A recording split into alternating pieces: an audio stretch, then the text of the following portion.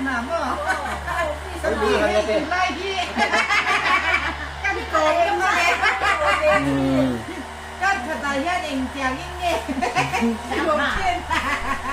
Thế thật là tôi cứ phải xây bằng là tôi về xin chuẩn đầu tiên đi tôi kém. Cô bay nghe kém. Bây giờ đi đi em. Nghe bằng đầu tiên.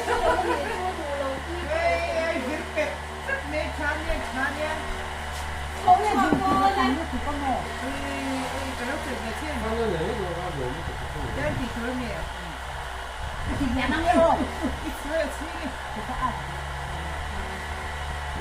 Cô nó cũng là Cái chuyện đó đó.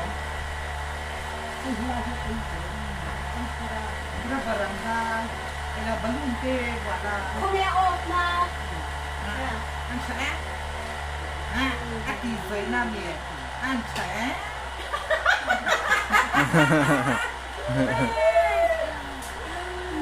Thì sao lại như cô còn như đây?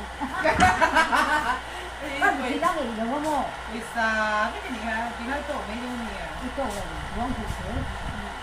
Thì đi thì ta ăn gì rồi cái chuyện nhỉ? Ông có cố hồn. Họ tổ là có tập được sao? Thì ăn cái bình thường đấy rất là mò.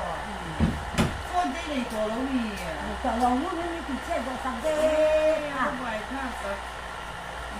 Dạ, cái gì? Phải